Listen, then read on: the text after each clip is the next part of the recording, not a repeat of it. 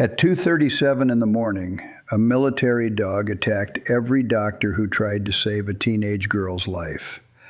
The Belgian Malinois lunged at nurses, snarled at medics, planted himself between the stretcher and the trauma team like a sentry guarding a war zone. His handler screamed commands. The dog refused every single one. "Raptor, stand down!" Nothing.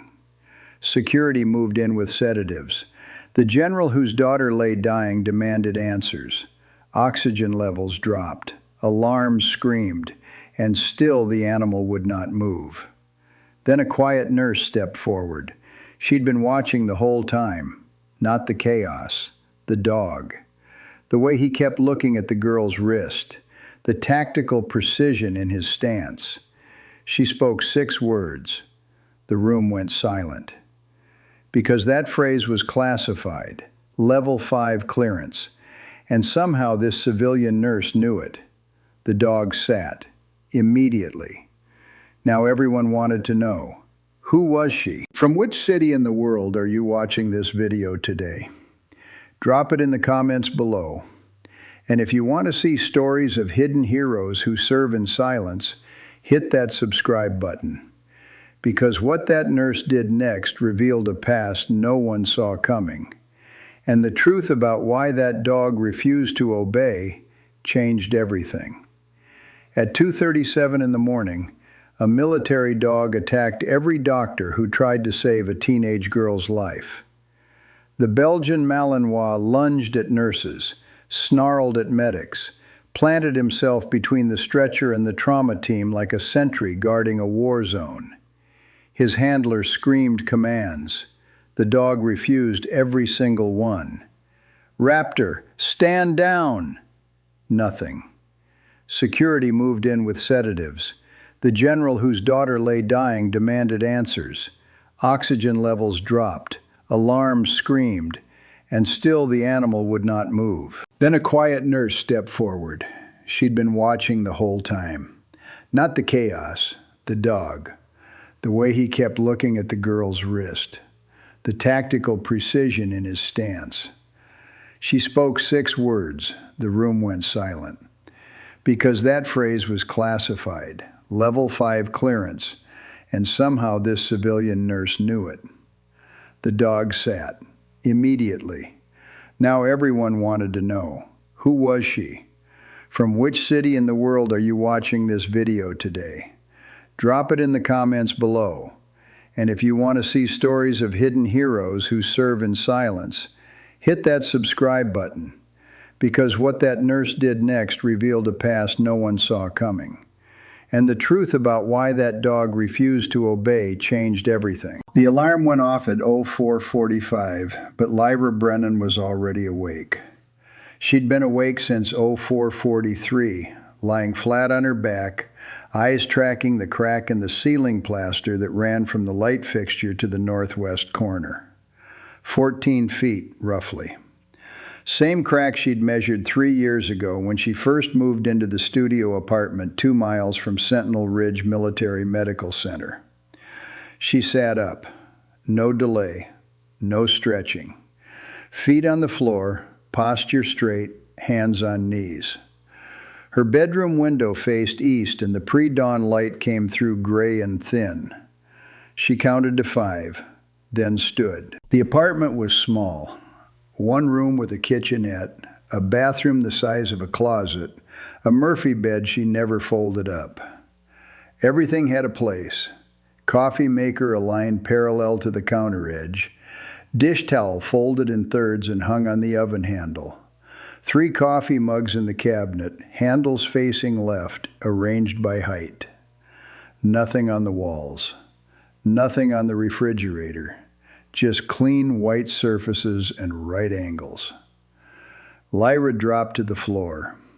Hands shoulder-width apart, back straight. She counted each push-up aloud. 1, 2, 3. Her breath stayed even. At 25, she paused, just for a second, fingers pressing into the hardwood, then continued. 30, 40, 50. When she finished, she stood and walked to the bathroom. The shower took exactly 4 minutes. Cold water. She'd stopped using hot water 2 years ago. Cold kept you sharp. Cold kept you present. She dressed in the same uniform she always wore. Navy blue scrubs, white compression socks, black running shoes with reinforced arch support. She tied the laces in a double knot, pulling each loop tight with the same tension every time. Muscle memory.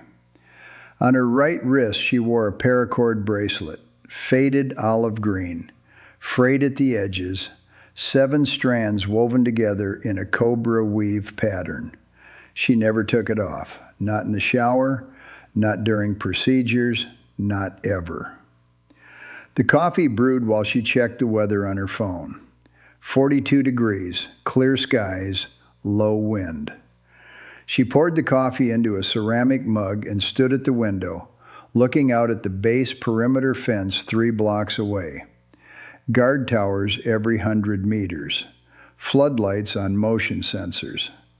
She watched the patterns, same as always. At 05:30, she locked the apartment door, triple-checked the deadbolt, walked down 2 flights of stairs and got into her car, a 10-year-old Honda Civic with a manual transmission. She drove the same route every day, left on Madison, right on Porter, straight through the main gate where the MP nodded without checking her ID anymore because he'd seen her 5 nights a week for 3 years. She parked in the far corner of the employee lot, always the same spot, space E47. From there, she could see both entrances to the hospital and the emergency vehicle bay. She locked the car, pocketed the keys, and walked across the asphalt as the sky turned from gray to pale orange. Inside, the hospital smelled like disinfectant and floor wax. Lyra moved through the hallways without looking at the photographs on the walls. Service members in dress uniforms, medal ceremonies, retirement plaques. She kept her eyes forward. The trauma unit occupied the entire 2nd floor. Lyra badged in through the secure door and headed straight to the nurses' station. Her shift didn't start until 0600, but she always arrived early. Checked the crash carts, verified the medication logs, counted the intubation kits. She did this methodically, silently, while the night shift nurses sat at their computers finishing charts. One of them, a woman named Sandra with 15 years in the Army Nurse Corps, glanced up. "You're early again." Traffic was light. Traffic is always light at 5:30 in the morning, Lyra. Lyra didn't respond. She moved to the supply closet and began restocking the suture trays. Silk 3/0, nylon 4/0, absorbable 2/0. She arranged them by size and material, labels facing forward. Sandra watched her for a moment, then returned to her screen. The other nurses had stopped trying to make small talk with Lyra months ago. She wasn't unfriendly exactly, just contained, precise, the kind of person who answered questions with the minimum number of words required and never volunteered anything extra. Dr. Ellis Thorne arrived at 05:58, 2 minutes before his shift officially began. He was the senior ER attending, a man in his late 40s with graying hair and a habit of checking his watch every few minutes. He nodded at the nurse's station without making eye contact and disappeared into his office. Lyra had worked with him for 3 years. He called her Nurse Brennan and gave orders in clipped sentences. He never asked her opinion, never acknowledged her suggestions. She'd stopped offering them after the first month. At 0600, the shift changed. The day nurses arrived. Lyra moved to her station in Trauma Bay 3, the largest of the emergency treatment rooms. She checked the ventilator settings, confirmed the defibrillator charge, verified the central line kits. Everything in its place. The first 2 hours were quiet. A sergeant came in with a twisted ankle from morning PT.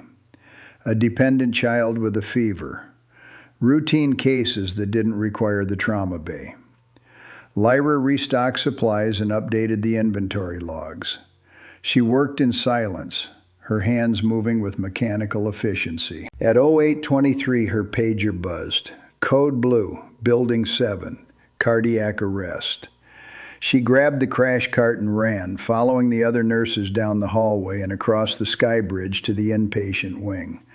By the time they arrived, the patient had already been shocked twice. Lyra moved into position, anticipating each step of the code sequence before Dr. Thorne called it out. Compressions, epinephrine, shock, resume compressions. Her hands knew the rhythm without thinking. They got the patient back after 4 minutes. Stable rhythm, spontaneous breathing. Dr. Thorne stripped off his gloves and left without a word. The other nurses looked shaken. Lyra cleaned the crash cart and returned it to the trauma bay, her expression unchanged. Sandra found her in the supply room 20 minutes later. "You okay?" "Fine." "That was intense." Lyra nodded.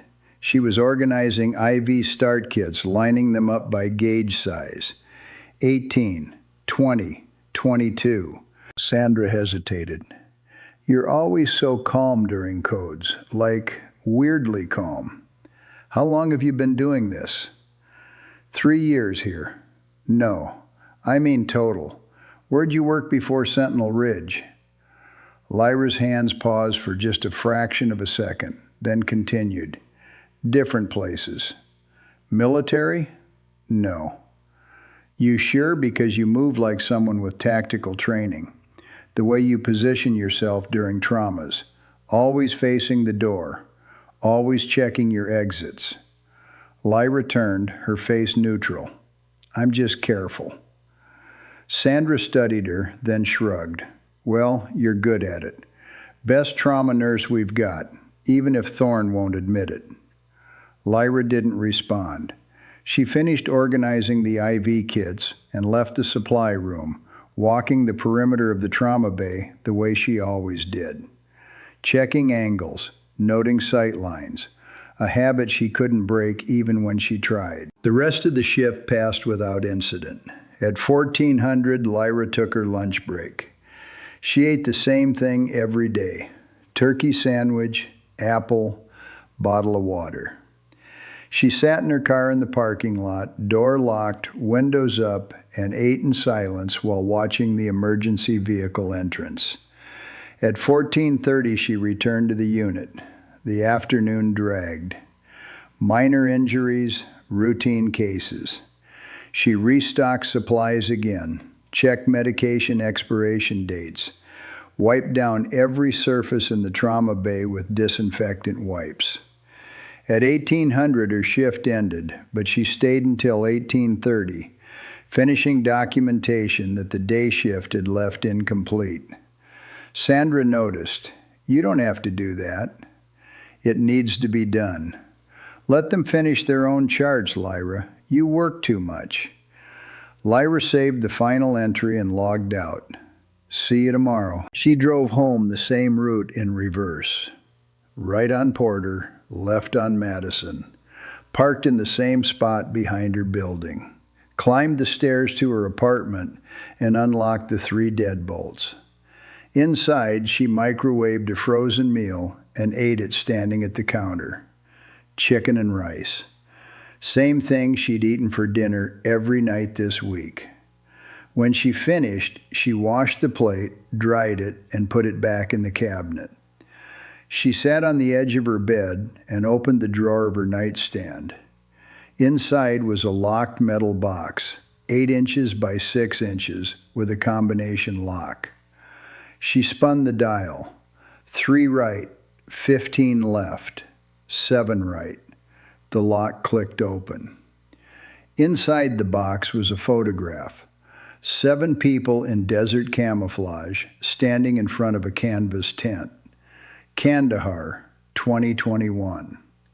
She didn't take the photograph out, just looked at it for 30 seconds, her jaw tight, her fingers resting on the edge of the frame.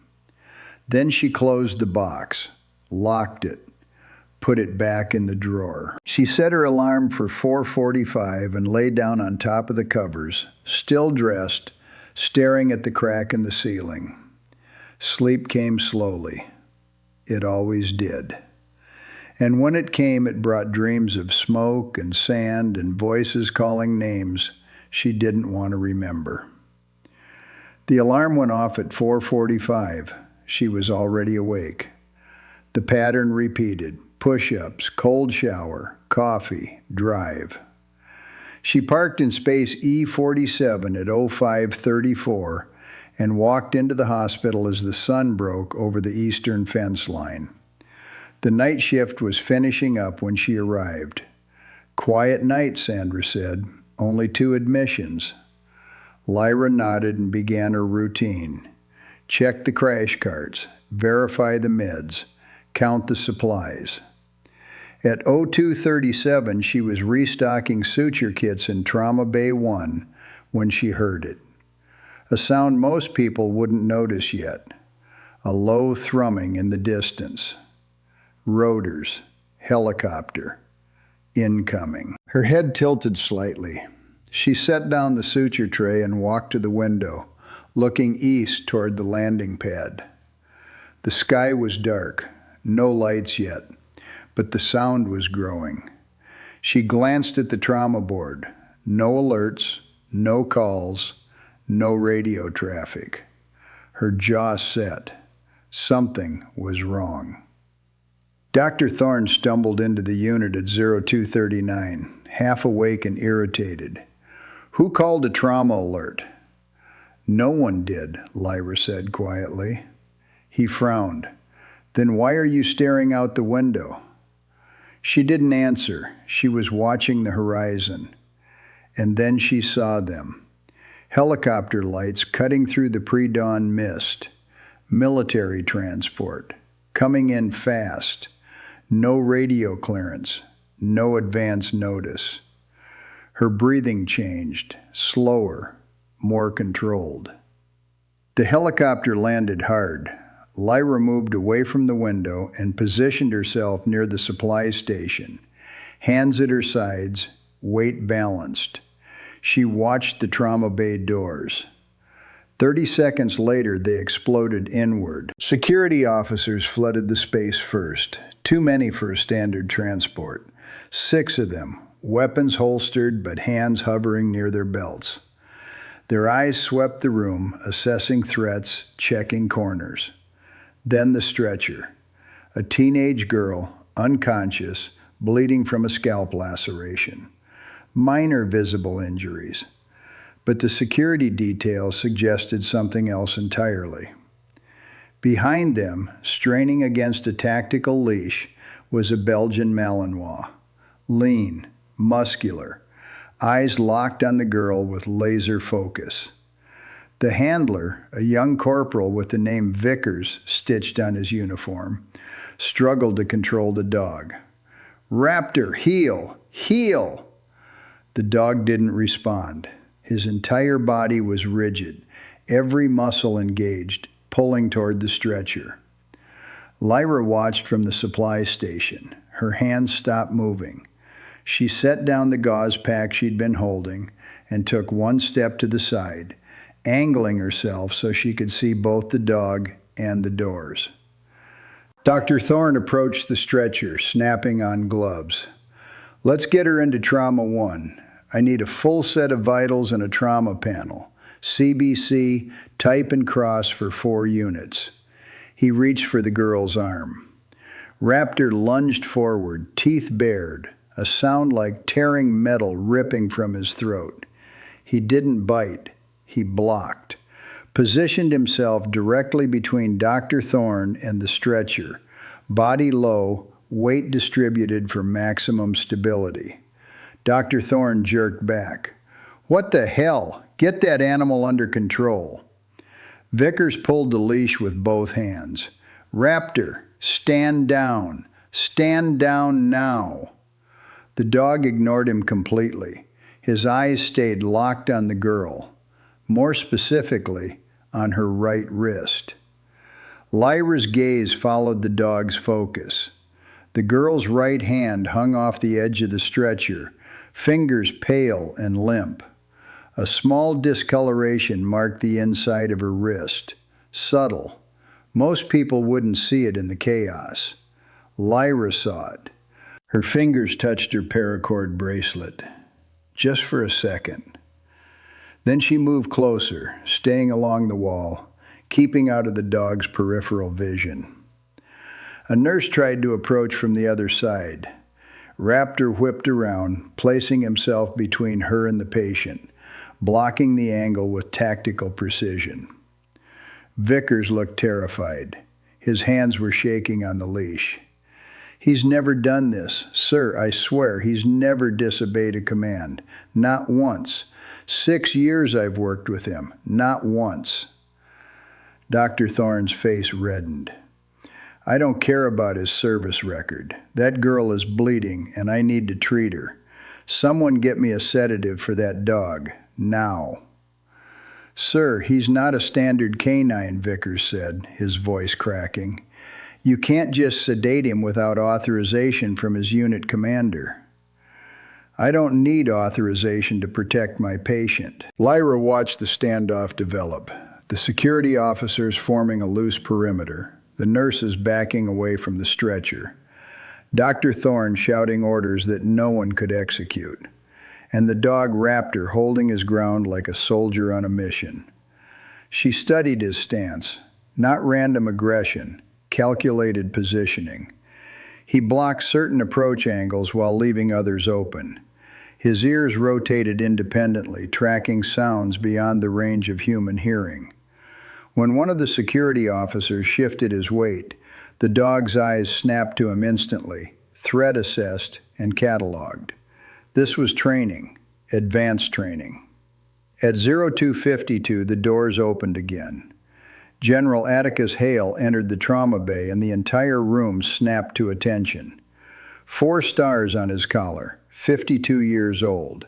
Command presence that filled the space like pressure before a storm. He took one look at the scene and his voice dropped to a deadly quiet. What the hell is happening to my daughter? The question wasn't directed at anyone specific, but Dr. Thorne stepped forward. Sir, we're trying to assess her injuries, but the canine that came with the transport is preventing us from approaching the patient. The general's eyes moved to Raptor. The dog's growl deepened, but he didn't move. His gaze remained fixed on the girl's wrist. Corporal Vickers, the general said. Explain. Vickers straightened despite his obvious fear. Sir, I don't have an explanation. Raptor has never exhibited this behavior. He's a biothreat detection specialist, assigned to your daughter's security detail during the site visit at Fort Kessler. When the incident occurred, he immediately went into protective mode and hasn't allowed anyone near her since. What incident? I don't have those details, sir. We were told to transport immediately. The general pulled out his phone and made a call, his voice too low to hear. While he spoke, a woman in a major's uniform entered the trauma bay. Iris Caldwell, the general's aide, sharp eyes, intelligence background. She scanned the room the way Lyra had been taught to scan rooms a long time ago. Exits first, threats second, anomalies third. Her gaze paused on Lyra for just a moment, then moved on. Dr. Thorne tried again. General, with respect, your daughter's oxygen saturation is declining. We need to begin treatment immediately. Then sedate the dog. Vickers stepped forward. Sir, if Raptor is detecting a legitimate biohazard, sedating him before we establish what he's reacting to could compromise everyone in this room. Are you telling me you think my daughter is contaminated with something? I'm telling you, Raptor only exhibits this behavior when he detects a Class A biological or chemical threat. It's what he's trained for. The general's jaw tightened. He looked at his daughter, unconscious on the stretcher, then at the dog guarding her like a sentinel. Major Caldwell, contact Fort Kessler. I want a full briefing on what happened during that tour, and I want it 5 minutes ago. Yes, sir. While Caldwell made the call, a young resident tried to approach the stretcher with a blood pressure cuff.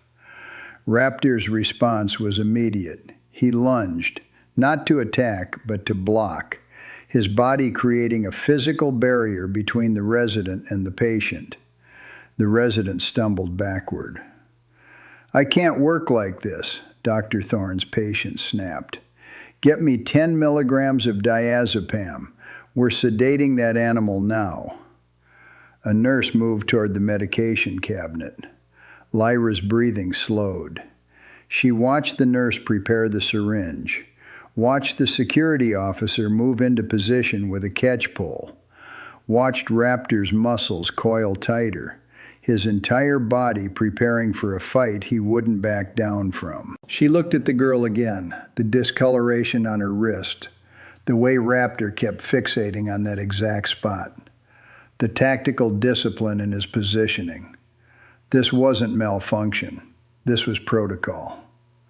The security officer approached with the loaded syringe. Raptor's growl became a roar. Vickers tried one more time to recall him and failed. The officer raised the syringe, and Lyra made a decision. She stepped forward into the center of the room. Not fast, not aggressive, just deliberate. Stop. Her voice wasn't loud, but it cut through the chaos like a blade.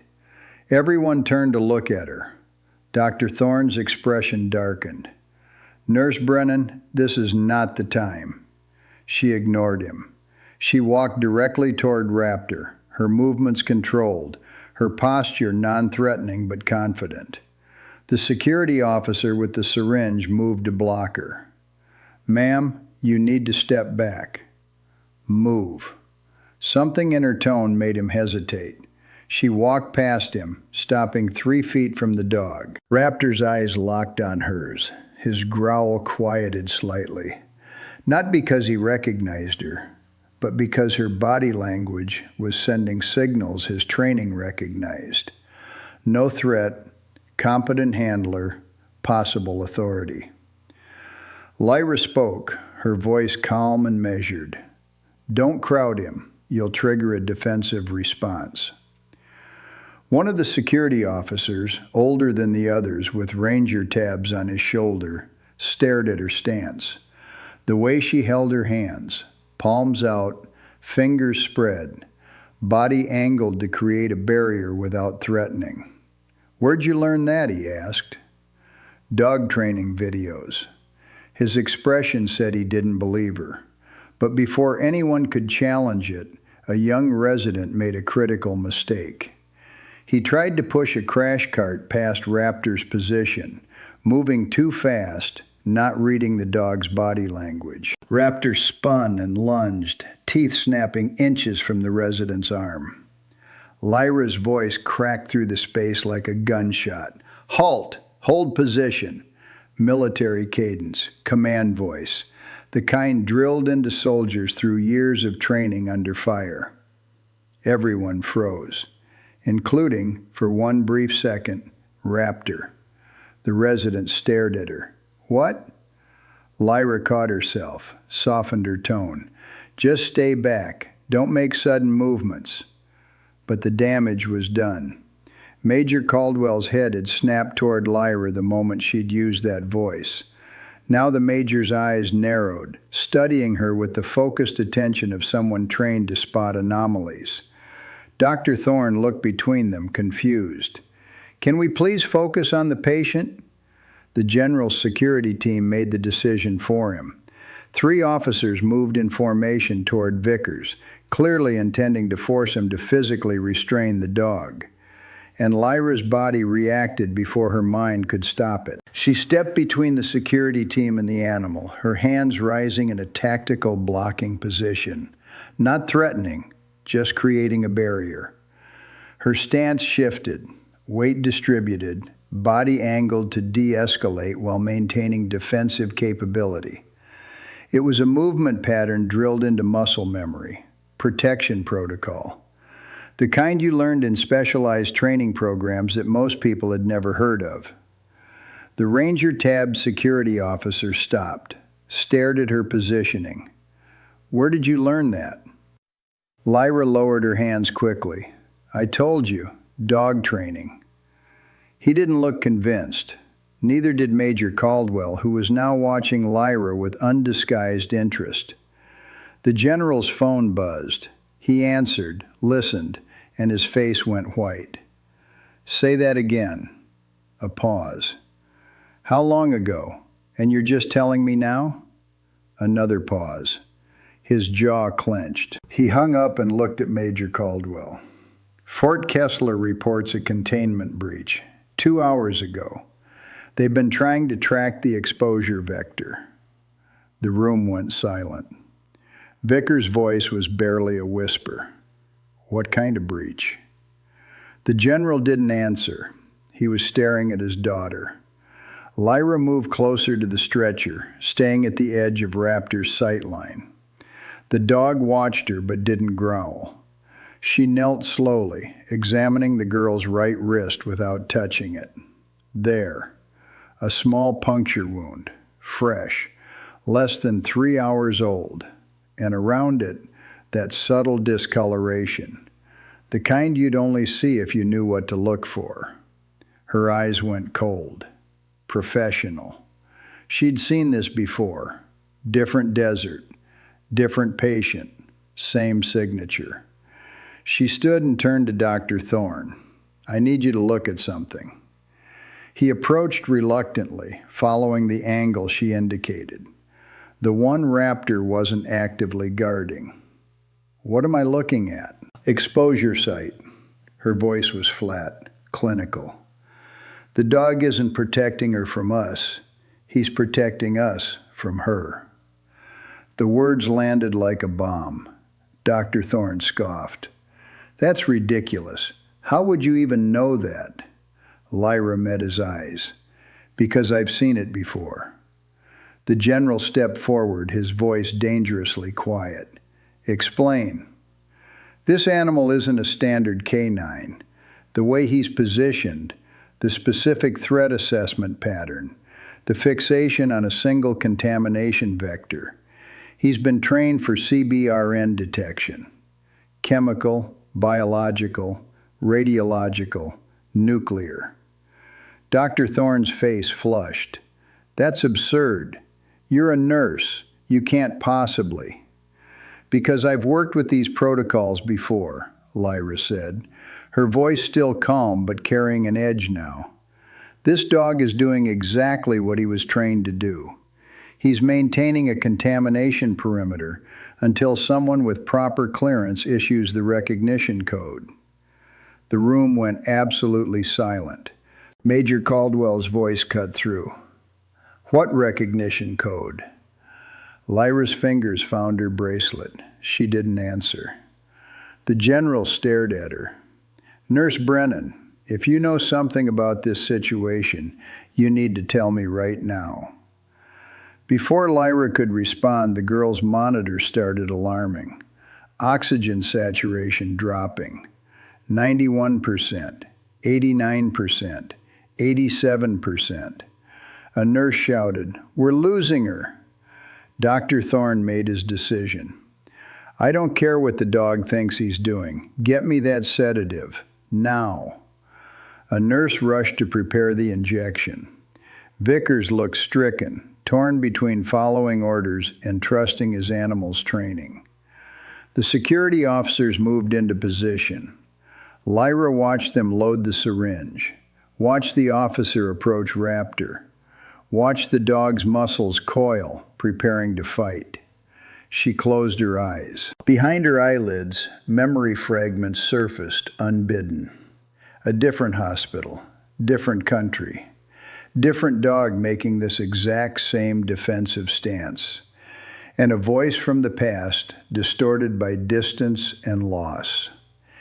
If you ever see this response pattern again, you speak the code. No matter where you are, no matter what it costs you, you speak it. Lyra opened her eyes. The security officer was 3 feet from Raptor now. The dog's growl had become a continuous roar. His teeth were fully bared. Every muscle in his body screamed imminent attack. Vickers was pleading. "Please, just wait. Just give me one more minute to—" "Stand aside, Corporal," the general ordered. "That's my daughter dying on that stretcher." The officer raised the syringe. Lyra spoke. Not loud, but with absolute clarity. "If you sedate him before establishing containment protocol, everyone in this room could be exposed." Major Caldwell turned. "To what?" "I don't know, but he does." The officer hesitated, syringe still raised. The general's face was torn between fury and fear. Dr. Thorne started to object, and Lyra made her choice. She stepped into the center of the room, directly into Raptor's line of sight. The dog's eyes locked on hers. She took 1 breath, 2, then spoke 6 words that changed everything. "Sierra 9 Tango, containment recognized. Stand ready." The effect was instantaneous. Raptor's growl cut off mid-sound. His entire body posture shifted. The aggression drained from his stance like water from a broken dam. He sat, slowly, deliberately, then moved exactly 6 inches to his left, creating a path to the patient while maintaining visual contact with the contamination site. The room erupted in chaos, but Lyra didn't hear it. She was looking at Corporal Vickers, whose face had gone completely white. His voice shook when he spoke. "How do you know that phrase? If you believe someone's quiet strength deserves recognition, share this story. And subscribe to hear what happens when Lyra's hidden past collides with a present she can no longer escape. Because the code she just spoke was only the beginning. The room didn't just go quiet, it went still. Like the air itself had frozen in the moment after Lyra spoke those 6 words. Raptor sat at attention, his transformation so complete it looked like a different animal. The aggression was gone. The defensive posture erased. He maintained his focus on the girl's wrist, but his body language had shifted from guard dog to sentinel awaiting orders. Corporal Vickers stared at Lyra, his mouth slightly open, the leash hanging slack in his hands. "That's a classified recognition code. Sierra 9 Tango is reserved for CBRN task force personnel only. Level 5 clearance." General Hale's voice cut through like ice. "How does a civilian nurse know a code that doesn't officially exist?" Lyra didn't answer. She was already moving toward the stretcher, her movements efficient and controlled. "We need to establish isolation protocol, now. Nobody touches the patient until we identify the contamination vector and determine exposure parameters." Dr. Thorne stepped forward, his face red. "You don't give orders in my trauma bay, Nurse Brennan." She turned to look at him, and something in her expression made him stop mid-step. Her eyes had changed, still calm, but harder now. The professional distance replaced by something sharper. "With respect, Doctor, if that girl was exposed to a Class A biological or chemical agent at Fort Kessler, and we break containment protocol, we'll have a mass casualty event inside this hospital within the hour." "You can't possibly know that." "Yes, I can." The certainty in her voice wasn't arrogance, it was experience. The kind that came from seeing exactly this scenario play out before. Major Caldwell moved closer, her phone still pressed to her ear. She was listening to someone on the other end, but her eyes never left Lyra. When she finally spoke, her voice was tight. Fort Kessler confirms experimental compound breach during the youth leadership tour. They're sending a hazmat team, but they're 40 minutes out. The general's jaw clenched. What compound? They won't say over an unsecured line. Lyra was already pulling on nitrile gloves, not the standard exam gloves, but the thicker, chemical-resistant ones from the biohazard kit she'd retrieved earlier. The kit most of the trauma staff didn't even know existed because it was stored in a locked cabinet that required specialized knowledge to access. She'd opened it without hesitation. Dr. Thorne noticed. "How did you know the access code for that cabinet?" Lyra ignored the question. She approached the stretcher from the angle Raptor had left open, moving slowly, telegraphing her intentions. The dog watched, but didn't react. She knelt beside the girl and examined the puncture wound on her wrist without touching it. Penetration depth approximately 4 millimeters. Injection site based on the radial pattern. Exposure occurred between 90 minutes and 2 hours ago based on the dermal response. She stood and turned to face the room. Her voice shifted, not louder, but carrying command weight that hadn't been there 30 seconds ago. "I need everyone who isn't essential personnel to clear the trauma bay immediately. We're establishing a 5-meter contamination perimeter. Anyone who's had direct contact with the patient needs to remain for decontamination screening." A junior nurse started to move toward the door. Dr. Thorne held up his hand. "Nobody is going anywhere until someone explains what's happening here." Lyra met his eyes. "What's happening is that dog detected a chemical or biological hazard that your equipment can't measure yet. He's been trained to identify volatile organic compounds, nerve agents, and experimental biologicals at concentrations below standard detection thresholds. The fact that he went into full defensive protocol means whatever she was exposed to is still active and potentially transmissible." "And you know this how?" For the first time, Lyra hesitated. Just for a second. Her fingers touched her paracord bracelet. The Ranger Tab security officer was watching her closely now. He'd moved to a position where he could see her profile, studying her stance, the way she held her shoulders. Something was clicking into place behind his eyes. Major Caldwell ended her call. "Fort Kessler is refusing to provide details until their team arrives, but they confirmed the contamination is real and they're implementing emergency protocols." The girl's monitor alarmed again. Oxygen saturation at 84%. Heart rate climbing. 110. 125. 140. Dr. Thorne made a decision. "Isolation protocol or not, she's crashing. I'm intubating." "Wait," Lyra said. "Let me check something first." She moved to the girl's other side, examining her neck, her chest, looking for secondary exposure sites. Her hands moved with practiced precision, palpating lymph nodes, checking capillary refill, assessing neurological response. Dr. Thorne watched her work and his expression shifted. This wasn't a nurse doing a basic assessment. This was someone with advanced tactical medical training, the kind used in combat zones and high-risk extractions. "Where did you train?" he asked quietly. Lyra didn't look up. "Pupils are reactive but sluggish. Respiratory depression is chemical, not traumatic. She needs targeted supportive care, not aggressive intervention." "That doesn't answer my question." It wasn't meant to. She stood and stripped off the gloves, disposing of them in the biohazard container with movements so automatic they bordered on ritual. Then she turned to Vickers. Raptor's behavior indicates localized contamination, not airborne.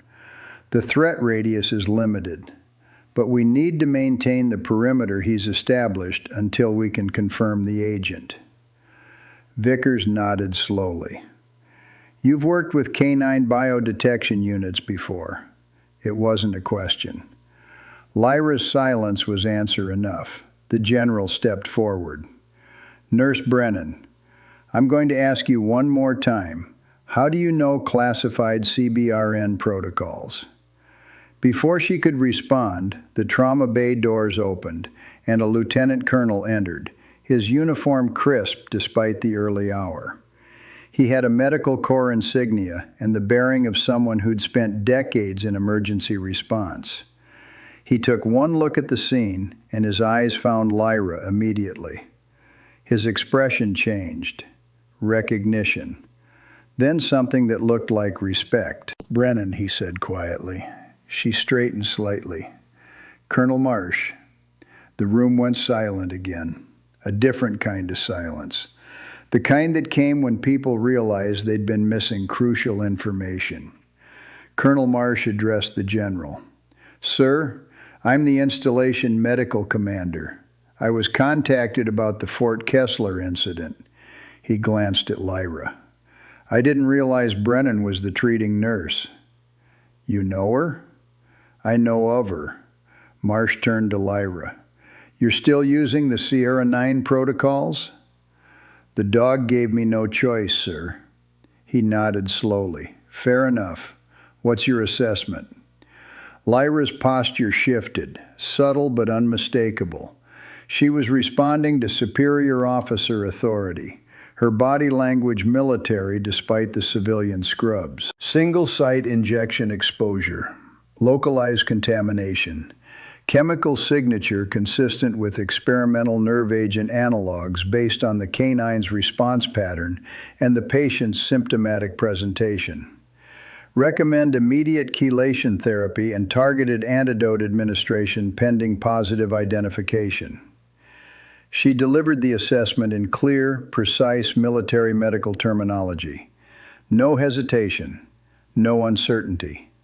Dr. Thorne's eyes widened. Those protocols aren't in any civilian medical database.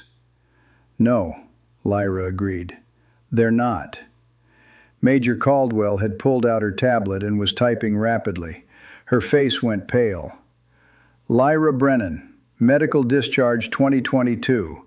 Prior service listed as medical specialist, but the details are redacted. She looked up. Almost everything about your service record is classified. The Ranger security officer straightened suddenly. Brennan, Kandahar 2021, the bioweapon incident. He stared at her. You're that Brennan. Lyra's jaw tightened, but she didn't respond. What incident? The general demanded. The security officer's voice was quiet. Classified operation. Terrorist cell deployed an experimental biological weapon in a civilian market.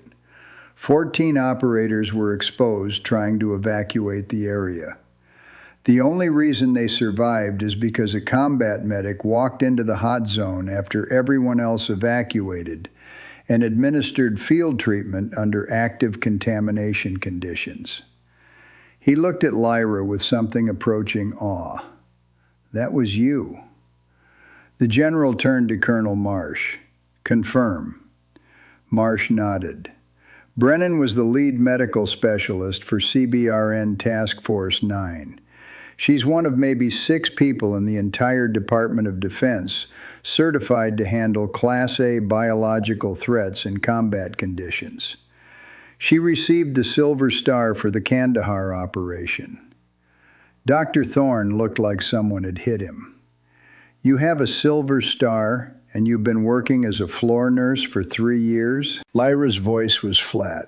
I was doing my job, same as now. The girl's oxygen saturation dropped to 81%. The monitor alarms were constant now. Colonel Marsh made a command decision.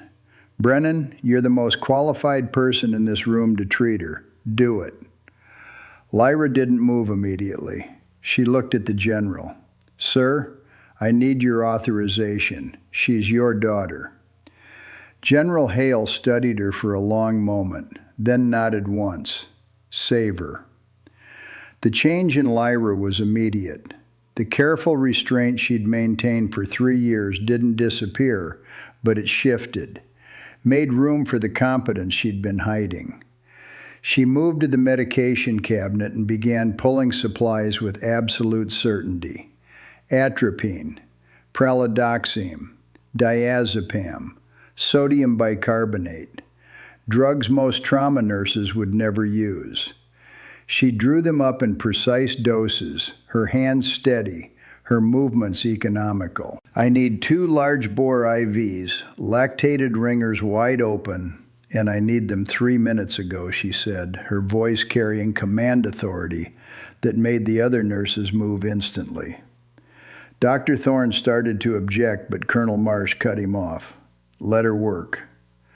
Lyra established the IVs herself, finding the veins on the first attempt despite the girl's declining blood pressure. She pushed the atropine first, then the pralidoxime, watching the monitors with focused intensity. "Heart rate's coming down," one of the nurses reported. 142, 138, 130. "Respiratory effort improving," another added. Lyra's hands never stopped moving.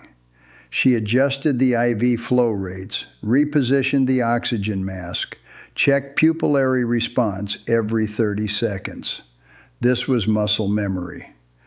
Training drilled so deep it had become instinct. Vickers watched her work, and understanding dawned on his face. "That's why Raptor responded to you. Canines in biodetection units are trained to recognize handlers from Task Force 9. The way you moved, the way you spoke, he knew." Lyra didn't confirm or deny. She was focused on the patient, but her fingers brushed her paracord bracelet, and this time Major Caldwell saw it clearly. "Is that a unit bracelet?" the major asked quietly. Lyra's hand stilled for just a second. "My team made them. Kandahar. 14 of us went in." Her voice was barely audible. 7 came out. The weight of those words settled over the room. 7 strands in the bracelet. 7 people who didn't make it home. She'd been wearing their memory on her wrist for 3 years, and no one had known. The girl's oxygen saturation climbed to 87%, then 89, then 92. Her heart rate stabilized at 98. The crisis edge was passing. Dr. Thorne stood back watching Lyra work with an expression that mixed amazement and something that might have been shame.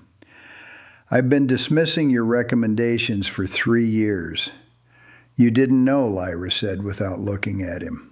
"I should have listened anyway." Colonel Marsh's phone buzzed. He answered, listened, then addressed the room. "Fort Kessler's hazmat team is 20 minutes out. They're bringing the specific antidote for the compound, but Brennan's supportive care has already done the critical work." The general moved closer to his daughter's stretcher. For the first time since he'd entered the room, the command mask cracked slightly. He was just a father now, looking at his unconscious child. "Will she be okay?" Lyra met his eyes. "The chelation therapy is working. Once we get the targeted antidote, her prognosis is good. But she'll need to be monitored for secondary effects." He nodded slowly, then turned to face her fully. "Thank you for knowing what to do when no one else did." "Raptor knew first," Lyra said, nodding toward the dog. "I just understood what he was telling us." As if responding to his name, Raptor stood and moved closer to Lyra. He sat at her feet, looking up at her with the kind of trust military working dogs reserve for their handlers. Vickers shook his head in disbelief. He's never done that with anyone outside his unit. "We're the same unit," Lyra said quietly. "Or we were." The doors opened again and the hazmat team arrived.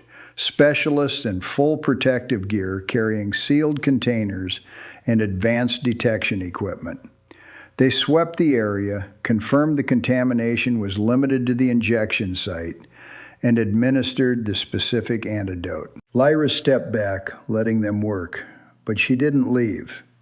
She maintained position near the monitor, tracking every vital sign, every change, with the vigilance of someone who'd lost too many patients to ever take survival for granted. Major Caldwell approached her quietly. "Why did you leave? Task Force 9 was shut down after Kandahar, but you could have transferred to any medical unit in the military. Why civilian nursing?" Lyra was silent for a long moment. "I needed to be somewhere quiet, somewhere the stakes were lower." Were they? No. Lyra looked at the girl on the stretcher. They never are. The hazmat team leader, a captain with biodefense insignia, pulled off his helmet and looked at Lyra. "You did good work here. Textbook CBRN exposure management. Where'd you train?" "Fort Detrick, Advanced Chemical and Biological Defense Course, 2019. He nodded with professional respect. "That's a tough program. 70% washout rate." "I know." "You miss it?" Lyra's expression was unreadable. "Every day, and not at all." The girl's oxygen saturation hit 96%. Her heart rate was steady at 82. Color was returning to her face. The antidote was working. General Hale watched the monitor stabilize, and something in his rigid posture finally relaxed. He turned to Lyra and for several seconds just looked at her. Then, slowly and deliberately, he came to attention and saluted. It wasn't a casual gesture. It was peer recognition. Soldier to soldier. The kind of salute reserved for those who'd earned it in circumstances most people couldn't imagine.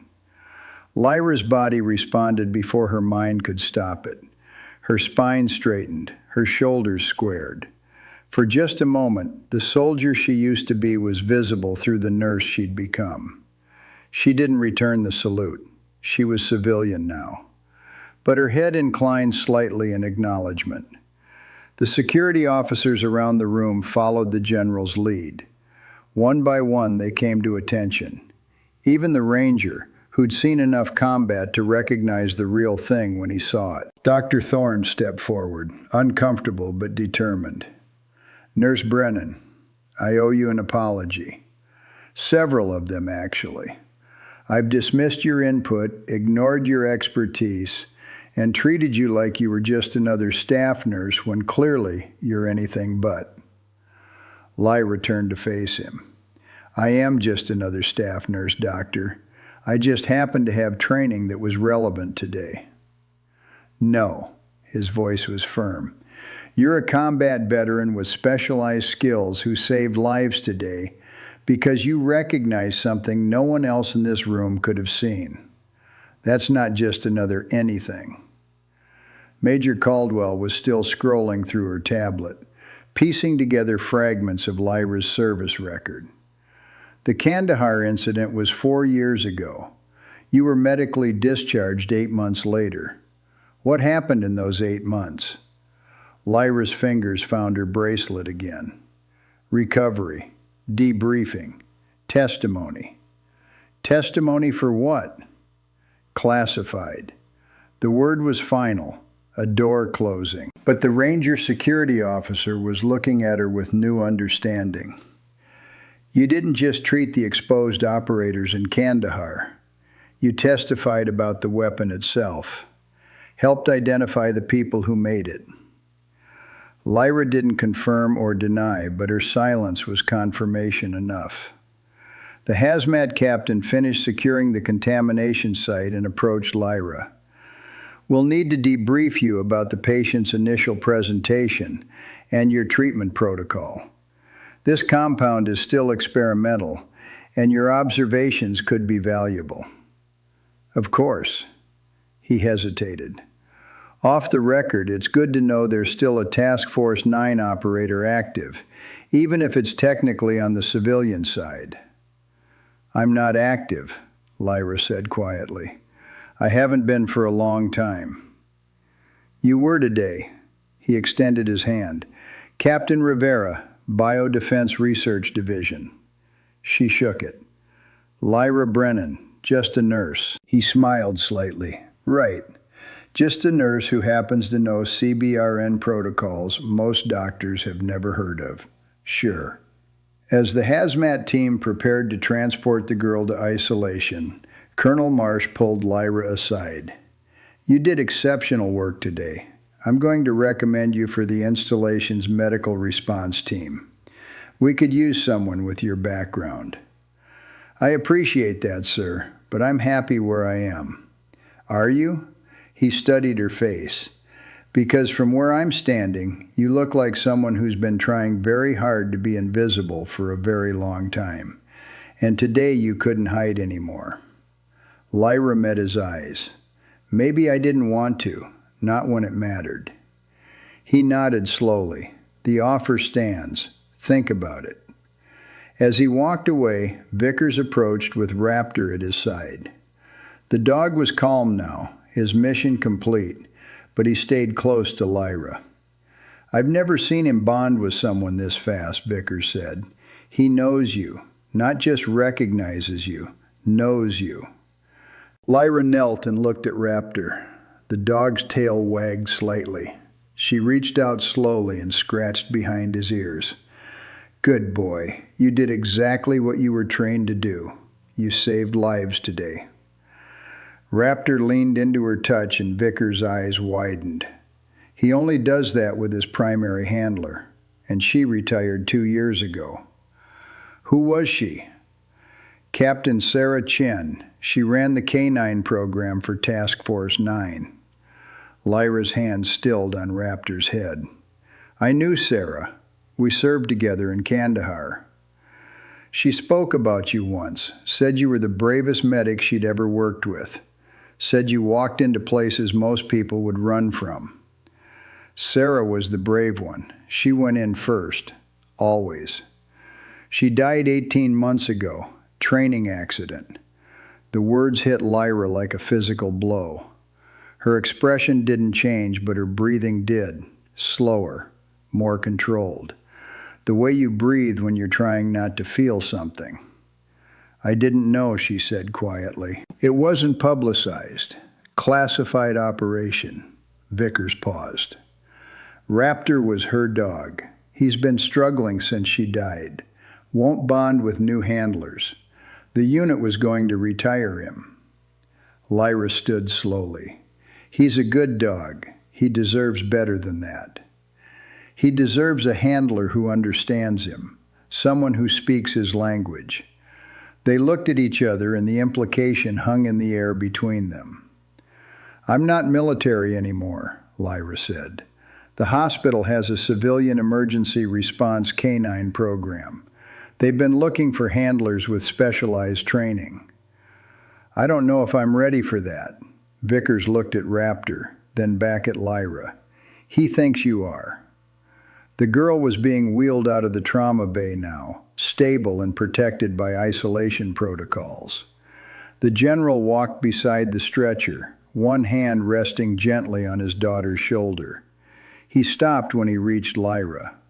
I'll be recommending you for a civilian commendation. What you did today went beyond duty. I was just doing my job, sir. No. His voice was firm. You did far more than that. You recognized a threat no one else saw. You knew protocols no civilian should know. And you saved my daughter's life using skills you could have kept hidden. He paused, then added quietly, I read the summary of the Kandahar incident. Not the classified details, just the outcome report. 14 operators exposed. 7 fatalities despite immediate treatment. You worked for 16 hours straight in a contaminated environment trying to save them. Lyra's jaw tightened. I lost 7 people that day, General.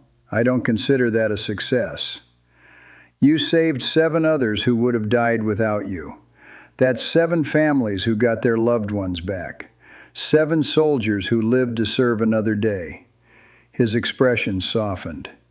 I know something about survivor's guilt, Brennan, but you need to know that what you did mattered then, and it mattered today. He saluted again, then followed his daughter out of the trauma bay. The room slowly emptied. Hazmat team, security officers, nurses returning to their stations, until only Lyra, Dr. Thorne, and Major Caldwell remained. Dr. Thorne spoke first. I'm going to put in a request to have you transferred to our critical response team. We need someone with your expertise in a more formal capacity. I appreciate that, Doctor, but I like working night shift. It's quiet. It was quiet, Caldwell corrected. But I don't think it will be anymore. Word of what happened here is going to spread. People are going to ask questions. Let them ask. Caldwell studied her. You've been hiding for 3 years, successfully apparently. But today you step forward and now everyone knows there's more to you than meets the eye. That doesn't bother you? Lyra looked down at her paracord bracelet. 7 strands. 7 names she whispered every morning when she woke up. 7 promises she'd made to remember. I stopped hiding the moment I spoke that code, she said quietly. I made a choice. Live with the consequences or let someone die to protect my privacy. That's not really a choice at all. What will you do now? Lyra was quiet for a moment. Same thing I've been doing. Show up. Do the work. Try to help people. And if they ask about your past, then I'll tell them what they need to know. Nothing more. Caldwell nodded slowly. For what it's worth, I'm glad you were here today, and I'm glad you didn't stay hidden. She left, her footsteps echoing in the hallway. Dr. Thorne lingered. I've worked with you for 3 years, and I never saw you. Not really. I'm sorry for that. You saw a nurse doing her job. That's all I wanted you to see. Why? Lyra met his eyes. Because I didn't want to be the person I used to be anymore. I wanted to be someone simple. Someone whose biggest concern was making sure the supply closet was organized and the medication logs were up to date. And now, she looked around the trauma bay. The biohazard tape marking the contamination zone. The empty stretcher where a girl had almost died. The space where Raptor had stood guard against a threat invisible to human senses. Now I remember why I learned those skills in the first place, she said. To help people when no one else can. I ran from that for 3 years. Maybe I'm done running. Dr. Thorne extended his hand. Then welcome back, Specialist Brennan. She shook it. It's just Lyra, and I'm still just a nurse. If that's what you need to tell yourself, but we both know better now. He left, and Lyra stood alone in the trauma bay. Dawn light was filtering through the windows. Her shift had ended an hour ago, but she couldn't leave yet.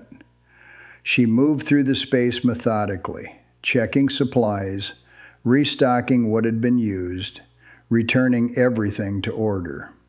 It was a ritual, a way of processing. Her hands knew the motions even when her mind was somewhere else. She stopped at the biohazard cabinet, the one she'd opened without hesitation, the one Dr. Thorne had asked about. The access code was changed every 6 months. Only senior staff and specialized personnel received the updates.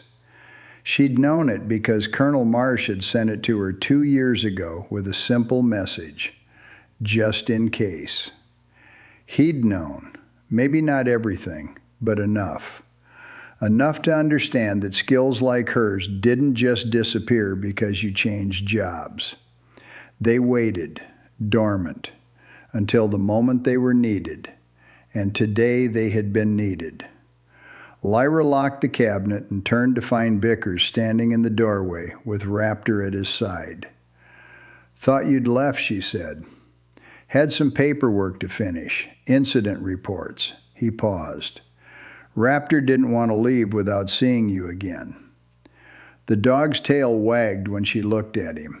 "He's a good partner," Lyra said. "He could be your partner, if you wanted." Vickers pulled a card from his pocket and held it out. Civilian Canine Handler Program. They train emergency response teams, medical detection, search and rescue, crisis intervention. Lyra took the card but didn't look at it. "I'll think about it. That's all I ask." He started to leave, then turned back. For what it's worth, Captain Chen would be glad to know Raptor found someone who understands him. She always said the best handlers were the ones who'd seen enough to appreciate what these dogs can do. After he left, Lyra finally looked at the card. A phone number, an email address, an opportunity to step back into a world she'd walked away from. She slipped it into her pocket and finished her routine. At 07:30, she walked out of the hospital into full daylight. The parking lot was filling with day shift staff, normal people with normal jobs who hadn't spent the last 5 hours managing a biological contamination event. She got into her car and sat for a moment, hands on the steering wheel, not moving. Her phone buzzed, a text from an unknown number. "This is Colonel Marsh. Exceptional work today. My door is open if you want to talk about anything." She didn't respond immediately, just sat there, looking at the message, feeling the weight of choices pressing down on her. 3 years she'd been invisible, safe, small. 3 years she'd pretended the person she used to be didn't exist. And in 5 hours, that careful construction had crumbled. She started the car and drove home, taking the same route she always took, parking in the same spot she always parked. But when she walked into her apartment, she didn't go through the motions of her usual routine. Instead, she went straight to the nightstand and pulled out the locked metal box. 3 right, 15 left. 7 right. She opened it and took out the photograph. 7 people in desert camouflage. Kandahar 2021. She set it on the table instead of putting it back. Then she pulled out the other items she'd kept locked away. A commendation letter, a unit patch, a medical corps insignia, a citation for the Silver Star signed by a general whose name carried weight in circles that mattered. She laid them all out on the table and looked at them for the first time in 3 years. This was who she used to be, before the nightmares, before the guilt, before she decided that maybe being ordinary was safer than being exceptional. But today had proven something she'd tried to deny. You couldn't unlearn what you knew, couldn't unknow what you'd seen. Couldn't turn off the training that had been drilled into you in the hardest circumstances imaginable. And maybe you weren't supposed to. She picked up her phone and pulled up Colonel Marsh's message, stared at it for a long moment, then typed a response. "Thank you, sir. I'd like to take you up on that." She hit send before she could second guess it. Then she picked up the card Vickers had given her and sent another message. "This is Lyra Brennan. Tell me more about the Canine Program." 2 messages, 2 choices, 2 steps back toward the person she'd been running from. She didn't know if it was the right decision, but she knew it was honest. And after 3 years of hiding, honesty felt like enough. If this story moved you, drop a comment sharing a time when someone's hidden expertise made all the difference. And hit subscribe to see how Lyra's choice reshapes everything she thought she left behind. Because the next part reveals the full weight of what she's been carrying, and why some secrets are worth protecting until the moment they're worth revealing. The story broke by 0900, not through official channels, not through press releases or public statements, but the way all real stories spread in military communities. Text messages between soldiers who'd been in the trauma bay, phone calls from nurses who'd witnessed what happened, whispered conversations in the cafeteria between security officers who'd seen Lyra speak that code and watched a trained attack dog sit down like she'd commanded him with divine authority. By noon, photographs from 2021 were circulating. Lyra, in full biohazard gear, walking into smoke while others evacuated. The Silver Star citation with her name on it. Incident reports from Kandahar that had been declassified just enough to confirm the basics. 14 operators exposed, 7 saved. 1 medic who stayed when everyone else left. By 1400, when Lyra returned to the hospital for her night shift, everything had changed. She parked in space E47 like always. Walked across the lot like always. But when she entered the hospital, the MP at the security desk stood up. "Ma'am," he said, and the respect in his voice was new. She nodded and kept walking, but she could feel eyes tracking her through the lobby.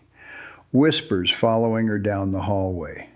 Not malicious, not gossiping, something else. Recognition. The kind that came when people realized they'd been standing next to someone extraordinary and hadn't known it. She badged into the trauma unit and found Sandra waiting at the nurses' station. The older nurse's expression was complicated, surprised, impressed, maybe a little hurt. 3 years, Sandra said quietly. 3 years I worked beside you and you never said a word. There was nothing to say. You have a Silver Star, Lyra.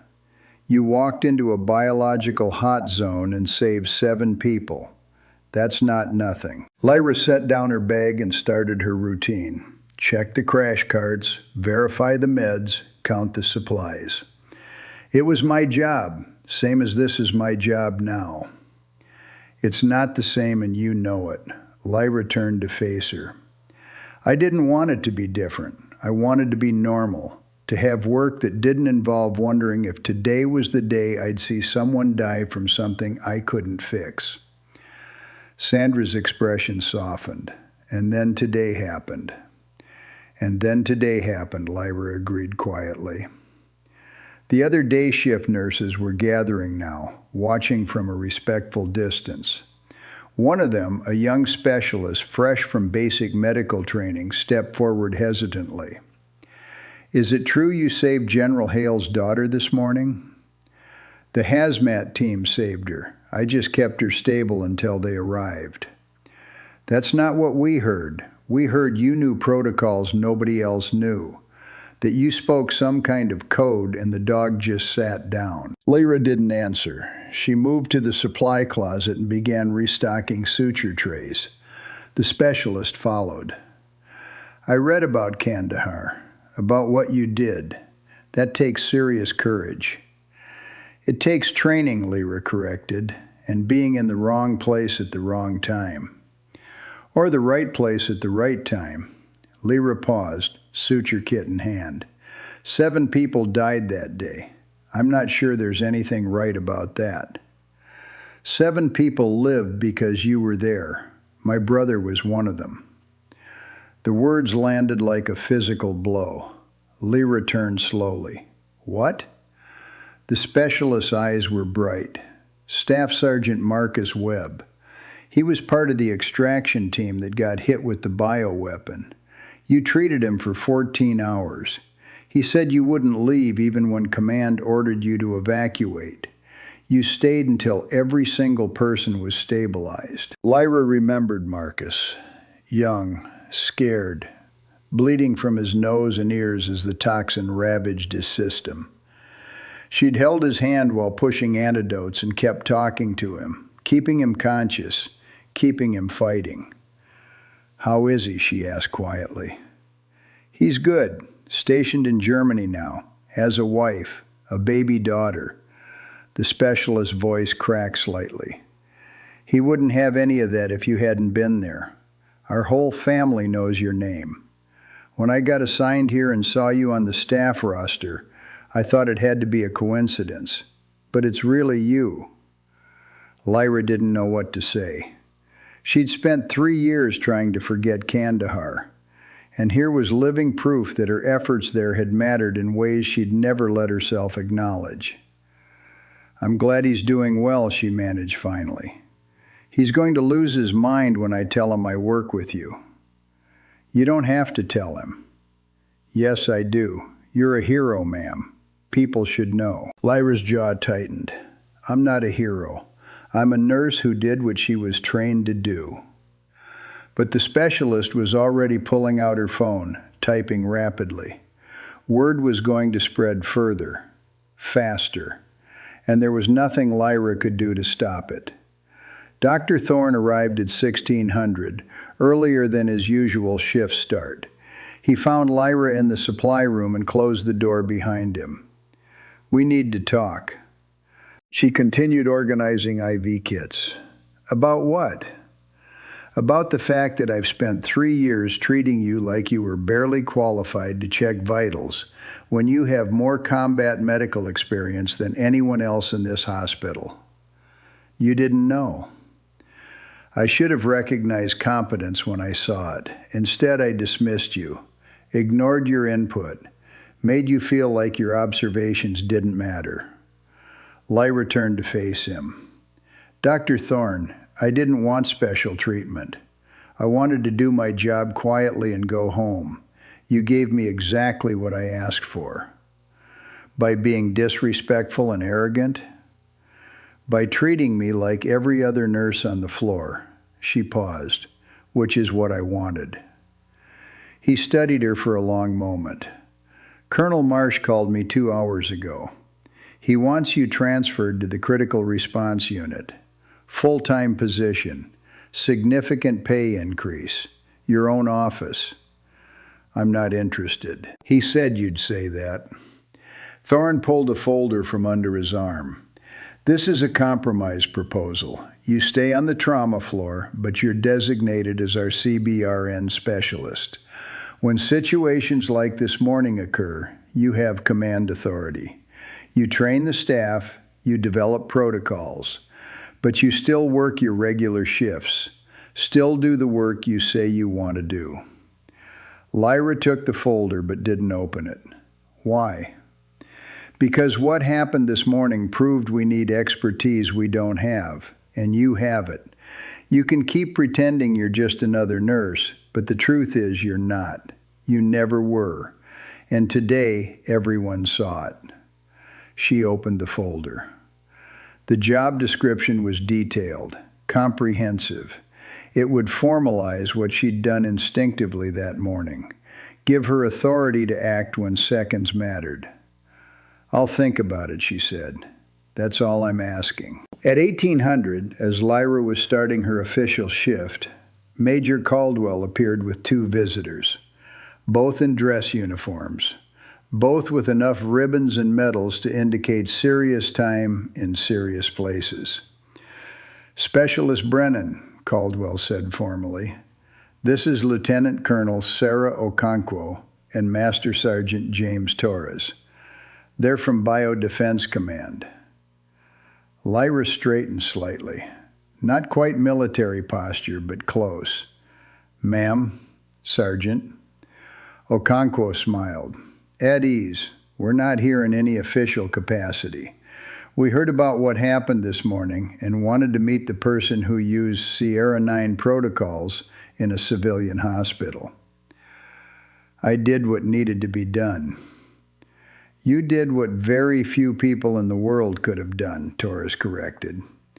"We've spent the afternoon reviewing the incident reports. Your recognition of the K-9's behavior pattern, your implementation of contamination protocols, your treatment decisions, all textbook. Better than textbook, actually." Okonkwo leaned against the nurse's station. "We're rebuilding the CBRN Rapid Response Program. Different structure than Task Force 9, but same mission. We need people with your expertise and experience. We'd like you to consider coming back. Active duty if you're willing. Civilian contractor if you're not." Lyra shook her head before the colonel finished speaking. "I appreciate the offer, but I'm done with that life." "Are you?" Okonkwo's voice was gentle. "Because from what I saw in those reports, you stepped right back into it the moment it was needed.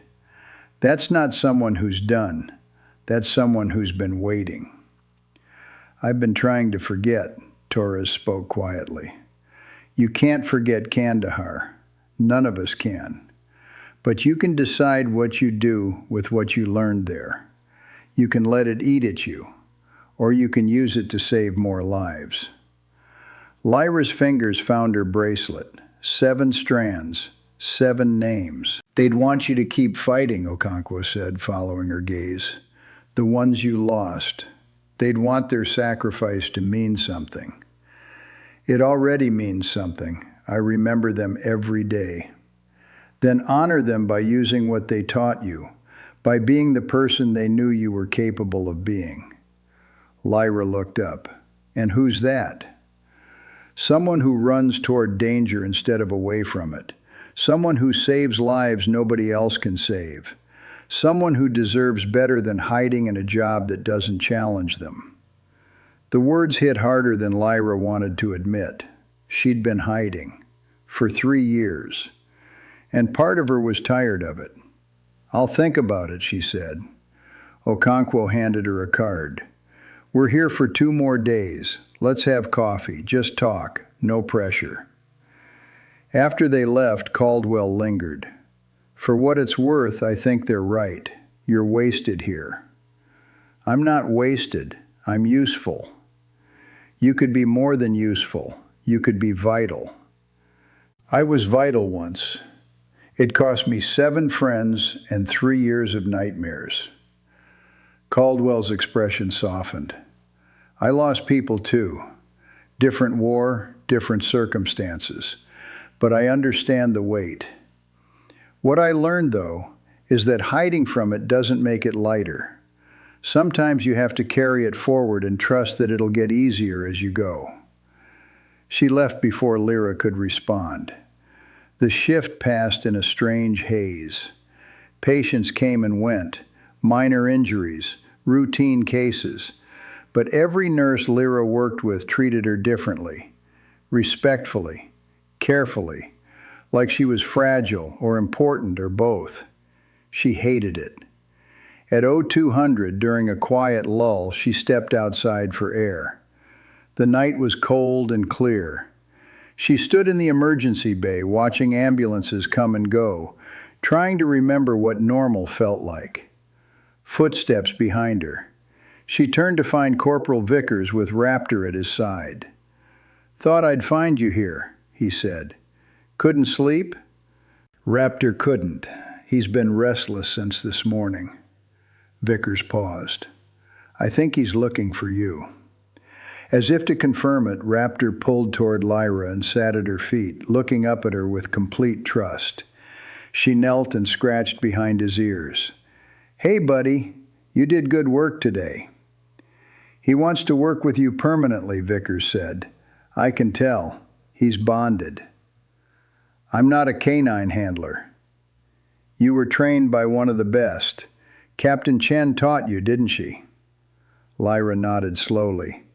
"Sarah taught me everything about working with biodetection dogs. Said they were more reliable than any equipment we had." She was right. Raptor detected that contamination before any sensor would have registered it. He saved lives today, because of his training, and because you understood what he was telling you. Lyra stood. "I got your messages about the civilian canine program. And I'm thinking about it.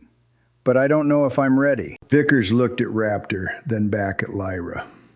"He lost his handler. You lost your team. Maybe you could help each other remember that moving forward doesn't mean forgetting what you lost. It just means honoring it differently." The words settled over her like a weight and a relief all at once. At 0600, when her shift ended, Lyra found a crowd in the trauma unit lobby. Not a huge crowd, maybe 20 people, but intentional, organized, hospital staff, security officers, a few soldiers she didn't recognize. And in the front, General Hale with his daughter Wren, awake now and stable, standing beside him. Lyra stopped, uncertain. The general stepped forward. "Specialist Brennan, we wanted to thank you properly." "Sir, that's not necessary." "It absolutely is." He turned to address the crowd. "This woman saved my daughter's life yesterday. But more than that, she prevented what could have been a catastrophic contamination event. She recognized a threat no one else saw and took action that required expertise, courage, and sacrifice most of us can't imagine." He turned back to Lyra. "The Army doesn't forget its own, even when they leave active service." He came to attention and saluted, crisp, formal, the kind of salute reserved for ceremonies and moments that mattered. One by one, every soldier in the lobby followed. The security officers, the medical staff who'd served, even Dr. Thorne, awkward but sincere. Lyra's eyes burned. She blinked hard, keeping her expression controlled, but her throat was tight. Wren stepped forward, still pale but steady. "You saved my life. I don't remember most of it, but my dad told me what you did. Thank you doesn't feel like enough." Lyra found her voice. "I'm glad you're okay. That's enough." The girl hugged her suddenly, fiercely, and Lyra's careful restraint cracked just slightly. Her arms came up, returning the embrace, and for just a moment she let herself feel it. The relief, the gratitude, the knowledge that this time, this once, she'd been there, and it had been enough. When Wren stepped back, the general extended his hand. "If you ever need anything, and I mean anything, you call me directly." He handed her a card with his personal number on it. Sandra pushed through the crowd, her eyes wet. "I'm sorry I was upset earlier. I understand now why you didn't talk about it." "You don't have to apologize." "Yes, I do. I judged you for being too quiet, too contained. I didn't realize you were just trying to survive." The specialist who'd mentioned her brother approached with her phone out. "Staff Sergeant Webb wants to talk to you, if that's okay." Lyra took the phone hesitantly. "Hello?" "Lyra Brennan." The voice was older than she remembered, but unmistakably Marcus. "You beautiful, stubborn, incredible human. I heard what you did yesterday." "Marcus, it's good to hear your voice. I never got to thank you properly. For Kandahar, for staying when you could have left, for fighting for us when we couldn't fight for ourselves." Her eyes burned again. "You don't need to thank me." "Yeah, I really do. You gave me my life back. I have a daughter now, Emma. She's 6 months old and perfect, and she exists because you wouldn't give up on me." Lyra's voice cracked. "I'm glad. I'm so glad you're okay.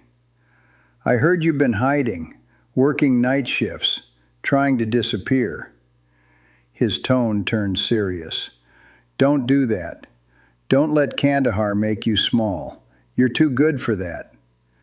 "I don't feel good. I feel like I failed 7 people."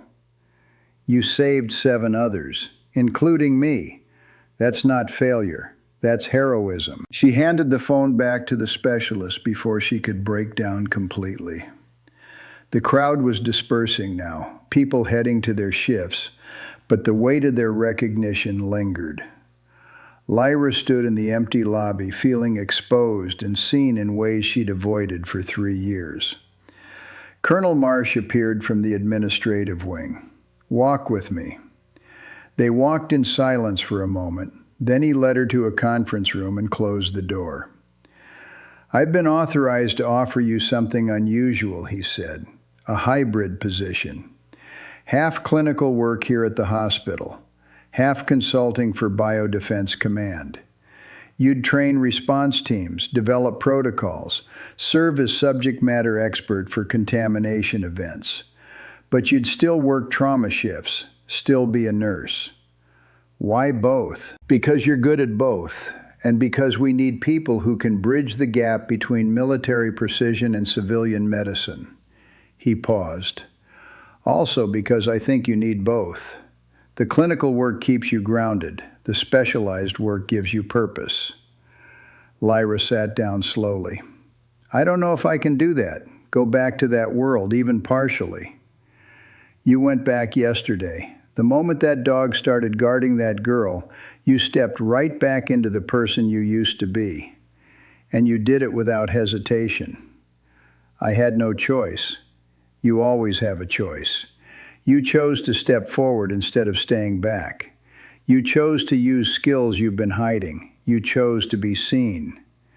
She looked down at her bracelet. 7 strands, 7 promises. What would they want me to do? She asked quietly.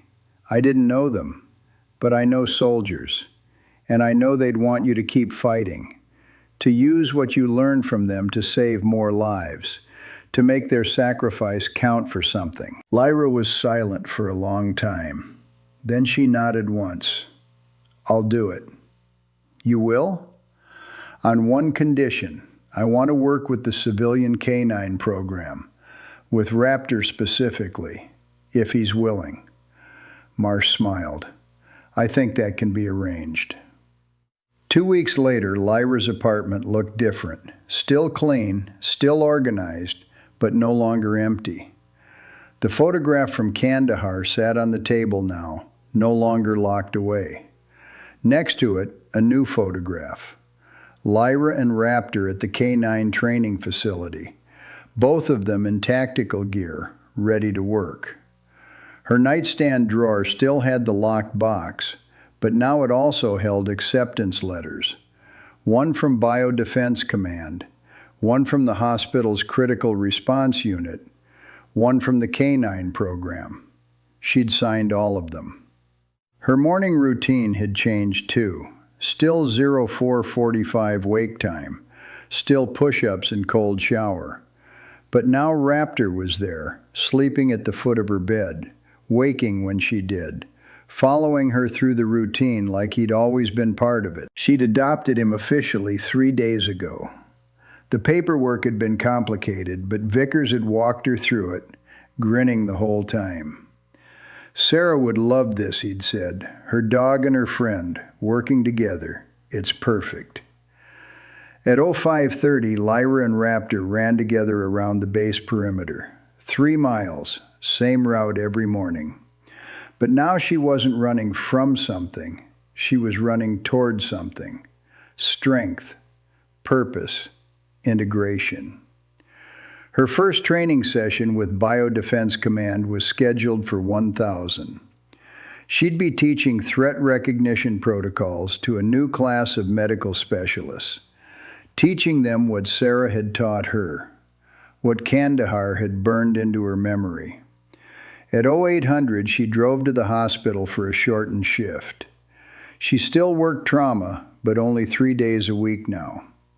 The rest of her time was split between K9 training and consulting work. When she walked into the trauma unit, Sandra looked up from her computer and smiled. Morning, Lyra. Raptor's looking good. The dog wagged his tail at the recognition. He's settling in, Lyra said. So are you. Sandra's expression was warm. It's good to see you looking less haunted. I'm working on it. Dr. Thorne emerged from his office with a case file. Brennan, got a consult for you. Possible chemical exposure at the industrial site. Patient's coming in 20 minutes. I want you to assess. On it. He handed her the file, then added quietly, For what it's worth, I'm glad you're still here. We need you. I'm glad I'm here too. At 1,000, Lyra stood in front of 20 medical specialists in the biodefense training facility. Behind her, a screen showed photographs from Kandahar. Tactical operations, contamination zones, the kind of scenarios most people hope they'd never face. "My name is Lyra Brennan," she began. "4 years ago, I walked into a biological hot zone and tried to save 14 people. 7 of them died despite everything I did. The other 7 lived because I refused to give up." She paused, looking at the faces in front of her. Young, eager, untested. "I'm going to teach you everything I learned that day, not so you can be heroes, but so you can be prepared. Because when the moment comes and someone's life is in your hands, you won't have time to think. You'll only have your training." She clicked to the next slide, a photograph of her team, 7 faces. "These are the people I lost. I carry them with me every day. Their names are on this bracelet. Their lessons are in everything I teach." She touched the paracord on her wrist. "I don't want you to need these lessons, but if you do, I want you to be ready.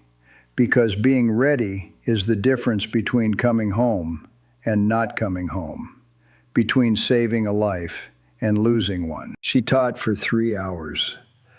Technical protocols, threat assessment, crisis management. The students took notes frantically, asking questions, engaging fully. When the session ended, a young specialist approached. "Thank you for sharing that, about the people you lost. It makes the training feel more real." It is real. Don't ever forget that. At 1500, Lyra met Lieutenant Colonel Okonkwo for coffee. They'd been meeting weekly, talking through the possibility of Lyra taking on more responsibility within Biodefense Command. "You're a natural teacher," Okonkwo said. "The feedback from your students has been exceptional. They're motivated. That helps. They're motivated because you're authentic. You don't sugarcoat the danger. You don't pretend this work is anything other than what it is. They respect that." Lyra sipped her coffee. "I spent 3 years trying to forget. Teaching forces me to remember. It's harder than I expected. But necessary? Yeah, necessary." Okonkwo leaned back. "I want to offer you something. Lead instructor position for the CBRN Medical Response Program. You'd develop curriculum, train specialists, serve as senior advisor for contamination events. It's a 3-year contract, good pay, real impact." Lyra set down her cup. "That's a big commitment." "It is, but I think you're ready for it. And I think the program needs someone with your experience and perspective." "Can I think about it?" "Take your time. The offer stands." At 1800, Lyra returned home to find a package waiting at her door. No return address, just her name in familiar handwriting. She brought it inside and opened it carefully. Inside was a photograph. 7 people in tactical gear. Kandahar 2021. But this copy was different. Someone had written on the back, "You saved my life. Never forget that what you did mattered. Keep fighting." It was signed by all 7 survivors. Marcus Webb, David Chen, Lisa Rodriguez. Names she remembered. Voices that had called her name in the dark. People who'd lived because she'd stayed. She set the photograph next to the one already on her table. 7 lost, 7 saved. The full picture, the complete truth. She'd spent 3 years focusing on the ones she'd lost. Maybe it was time to remember the ones she'd saved. At 2000, she sat on her apartment floor with Raptor beside her. She'd pulled out all the items from the locked box. The commendation letter, the unit patch, the Silver Star citation, the photographs. All of it spread out in front of her. For 3 years, these things had stayed hidden, locked away, shameful reminders of failure. But looking at them now, she saw something different: evidence of service, proof of sacrifice, testimony to the fact that she'd shown up and done the work, even when it cost her everything. She picked up the Silver Star citation and read it for the first time since receiving it. For conspicuous gallantry and intrepidity in action against an enemy force, Specialist Lyra Brennan distinguished herself by exceptionally valorous conduct while serving as combat medical specialist during operations in Kandahar Province, Afghanistan. When her unit was exposed to a hostile biological agent, Specialist Brennan voluntarily entered the contaminated area and provided life-saving medical treatment to 14 personnel under conditions of extreme personal risk. Her actions directly resulted in the survival of 7 critically injured service members. Specialist Brennan's extraordinary heroism and selfless service reflect great credit upon herself, her unit, and the United States Army. She'd read those words 4 years ago and felt like a fraud. 7 people had died. How was that heroic? But reading them now, after teaching young specialists about threat response, after saving Ren Hale's life, after stepping back into the work she'd been trained for, she understood something she'd missed. Heroism wasn't about perfect outcomes. It was about showing up, about doing the work, about using your skills when they were needed, regardless of the cost. She'd done that in Kandahar. She'd done it 2 weeks ago, and she could keep doing it if she chose to. Raptor nudged her hand and she scratched his ears. "What do you think, buddy? Should we keep doing this?" His tail wagged. "Yeah, I think so too." She stood and began putting the items back in the box. But this time, when she closed it, she didn't lock it. Instead, she placed it on the shelf next to her bed. Visible, accessible, part of her life instead of hidden from it. The next morning, she sent 3 emails. One to Lieutenant Colonel Okonkwo, accepting the lead instructor position. One to Colonel Marsh, confirming her commitment to the hybrid role at the hospital. One to Vickers, thanking him for helping her find Raptor and for believing she could do this work again. Within an hour, all 3 responded with variations of the same message: "Welcome back." 3 weeks after the incident with General Hale's daughter, Lyra stood in the hospital's main conference room in front of the entire medical staff. Colonel Marsh had asked her to present on CBRN threat recognition and response protocols. She'd expected maybe 20 people. 50 showed up. Dr. Thorne introduced her. Most of you know Lyra as one of our trauma nurses. What you might not know is that she's a decorated combat veteran with specialized training in biological and chemical threat response. 3 weeks ago, she prevented what could have been a catastrophic contamination event. Today, she's going to teach us how to recognize similar threats before they become crises. He stepped aside and Lyra took the podium.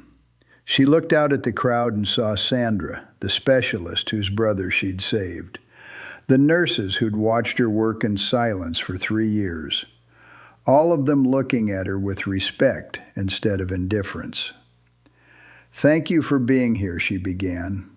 "I'm going to start with a story. 4 years ago, I was part of a specialized unit that responded to biological threats in combat zones. We lost people. We saved people. We learned lessons that I'm going to share with you today." She taught for 90 minutes, showed photographs, demonstrated protocols, walked through case studies. The staff asked intelligent questions, took detailed notes, treated her expertise with the seriousness it deserved. When she finished, the room erupted in applause. Not polite professional clapping, real appreciation. Sandra approached afterward. That was incredible. I had no idea how complex this work is. Most people don't. That's why training matters. Will you do more sessions? I think everyone would benefit. Already scheduled for next month. The specialist, whose brother she'd saved, waited until the crowd thinned, then approached with her phone. Marcus is on video call. He wanted to see you teach. Lyra took the phone. Marcus was on screen, grinning. There she is, the woman who saved my life, teaching people how to save others. I'm so proud of you. I'm just doing my job, Marcus. No, you're doing what you were meant to do. There's a difference. After the presentation, Lyra walked to the trauma bay with Raptor at her side. The dog had become a fixture in the hospital, recognizable to staff and patients alike. Children asked to pet him. Soldiers saluted him. Everyone understood that he was working, and his work mattered. She found Vickers waiting in the supply room. Thought I'd find you here. Restocking. It's therapeutic. He laughed. I have news. The Canine program wants to expand. They're looking for someone to run the new Civilian Emergency Response Division. Someone with medical expertise and canine handling experience. Lyra looked at Raptor. They want me to run it? They want you to build it, design the training, select the dogs, develop the protocols. You'd have complete authority. That's a lot of responsibility. You can handle it. Sarah trained you well, and you've proven you understand how these partnerships work. She thought about Sarah, about Kandahar, about all the lessons learned in smoke and sand and fear. When do they need an answer? End of the week. I'll let you know. That evening, Lyra drove to the base cemetery. She'd never been there before, had actively avoided it. But today felt different. She found Sarah Chen's grave in the military section. Simple headstone, service dates, rank, a flag placed respectfully at the base. Lyra knelt and set down the flowers she'd brought. White roses, Sarah's favorite. Hey, Sarah, she said quietly. I adopted Raptor. I know you'd probably laugh at that. Me, trying to be a canine handler after everything you taught me about how hard it is. She touched the headstone. He's good. Still doing the work. Still saving lives. Just like you trained him to. A breeze moved through the cemetery, rustling leaves. I'm teaching again. CBRN protocols. The things you showed me. The lessons we learned together. Her voice cracked slightly. I miss you. I miss the whole team. But I'm trying to make it count. To use what you gave me. She stood slowly. I think I'm going to run the new canine program. Build something that honors what you started. I hope that's okay. The breeze picked up and somewhere in the distance a dog barked. Lyra smiled. Yeah, I think it's okay too. 2 months after the incident, General Hale hosted a small ceremony at the hospital. Wren was there, fully recovered, back to her normal teenage self. The general presented Lyra with a formal commendation from the Department of Defense. For exceptional service in preventing a biological contamination event and saving the life of a dependent family member, he read aloud. Lyra Brennan demonstrated the highest standards of medical expertise, tactical awareness, and personal courage. Her actions reflect great credit upon herself and the medical community. He handed her the framed certificate and shook her hand. Then, more quietly, just for her. Thank you. Not just for saving Wren, but for showing us that some heroes don't wear uniforms. They just show up and do the work. Lyra looked at the certificate, then at Wren, then at Raptor sitting calmly at her side. I had good teachers, she said, and a good partner. That night, in her apartment, Lyra arranged her space deliberately. The photograph from Kandahar on the left side of her desk. The photograph with Raptor on the right. Between them, the new commendation from General Hale.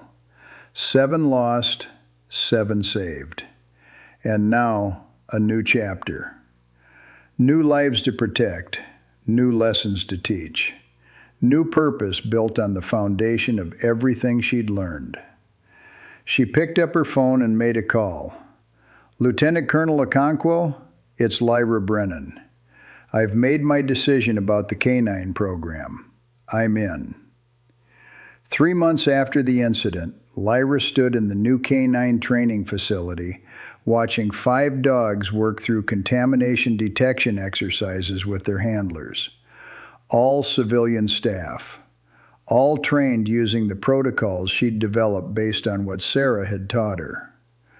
Raptor demonstrated the proper alert behavior, sitting precisely 6 feet from a simulated contamination source. The other dogs watched and learned. Vickers stood beside Lyra, observing. Sarah would be proud. You built something real here. We built it. You, me, everyone who believed this program mattered. It does matter. We've already had 3 successful deployments. 3 potential contamination events caught early because these teams knew what to look for. Lyra watched the dogs work and felt something she hadn't felt in 4 years. Peace. Not the absence of pain, but the presence of purpose. The knowledge that she was using her skills, honoring her losses, and building something that would outlast her. Her phone buzzed, a text from Marcus Webb. A photograph of his daughter Emma, now 8 months old, grinning at the camera. She smiled at your picture today, the message read. She knows her Auntie Lyra saved her daddy's life. Lyra smiled and sent back a heart emoji. At 1700, she finished the training session and drove home. Raptor rode in the passenger seat, calm and content. They'd settled into a rhythm: work, training, home. Simple routines that grounded her. In her apartment, she made dinner while Raptor ate his kibble. She'd started cooking real meals instead of frozen dinners. Small change, but meaningful. She ate at the table looking at her photographs, past and present, loss and survival, the full truth of who she'd been and who she was becoming. After dinner, she pulled out her laptop and opened the curriculum she was developing for the next round of CBRN training. She'd been asked to present at a national conference in 6 months. Military and civilian medical professionals. An opportunity to spread the protocols wider, train more people, save more lives. She typed steadily for 2 hours, translating hard-won experience into teachable moments. Making the invisible visible, giving others the tools she'd paid for in smoke and fear and loss. At 2100, she closed the laptop and sat on the floor with Raptor. The dog rested his head in her lap and she scratched his ears, watching the city lights through her window. "We did good today, buddy," she said quietly. His tail thumped against the floor. She looked at her paracord bracelet. 7 strands. 7 names she'd carried for 4 years like penance. But maybe they weren't penance. Maybe they were promises. To remember, to honor, to keep doing the work they'd believed in. She touched each strand, whispering the names quietly. A ritual she'd performed every night for 4 years. But tonight it felt different. Not like grief, like gratitude. For what they'd taught her, for who they'd helped her become. "Thank you," she whispered, "for everything." 6 months after the incident, Lyra stood on a stage in front of 800 medical professionals at the National Emergency Response Conference. Behind her, a screen displayed the title of her presentation, Biothreat Detection and Response, Lessons from the Field. She took a breath and began. "My name is Lyra Brennan. 4 years ago, I lost 7 friends in a biological contamination event. Today, I'm going to teach you how to prevent that from happening to anyone else. She spoke for 90 minutes, shared protocols, demonstrated techniques, told stories that made the abstract concrete and the theoretical practical. When she finished, the room stood and applauded, not because she was a hero, but because she'd taken her pain and turned it into purpose, her loss into lessons, her grief into guidance that would save lives she'd never meet. After the conference, she flew home and went straight to the hospital. Her shift started at 1800 and she wouldn't miss it for anything. This was still where she belonged, in the trauma bay, doing the work, helping people. Sandra greeted her with a smile. How was the conference? Good, exhausting, but good. You're all over social media. People are calling you a national expert. Lyra shrugged. I'm just sharing what I know. That's what experts do. Dr. Thorne emerged from his office. Brennan, welcome back. I need you to review a case. Possible exposure situation at a manufacturing plant. She took the file and got to work. No fanfare, no special treatment. Just the work she'd trained for, presented to her with the respect she'd earned. At midnight, during a quiet moment, she stepped outside with Raptor. The night was clear and cold.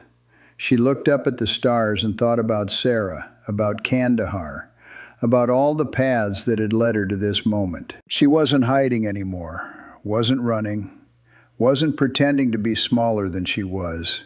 She was just Lyra Brennan, nurse, teacher, canine handler, combat veteran, someone who'd lost and learned and found a way to keep going. And that was enough. In her apartment later that night, she sat at her desk with both photographs in front of her. 7 lost, 7 saved, and between them, a new addition. A photograph from the conference, her on stage, teaching, sharing, honoring the lessons her friends had paid for with their lives. She touched her bracelet one more time, then picked up a pen and wrote in her journal. Today I taught 800 people how to save lives. Sarah would be proud. Marcus is thriving. Ren is healthy. Raptor is happy. The work continues. The mission matters. I'm not running anymore. I'm finally home. She closed the journal and looked at Raptor, sleeping peacefully at her feet. Tomorrow she'd wake at 04:45, run with her partner, train her students, work her shift, keep building the program Sarah had started and she'd inherited. Tomorrow she'd continue honoring the 7 she'd lost by protecting the countless she might save. Tomorrow she'd keep being exactly who she was meant to be. But tonight, for the first time in 4 years, she slept without nightmares. Have you ever watched someone transform from hiding their gifts to sharing them with the world? Someone who turned their pain into purpose and their loss into lessons that saved lives. Drop a comment with your story. And if this journey moved you, subscribe to see more stories of quiet courage and hard-won redemption.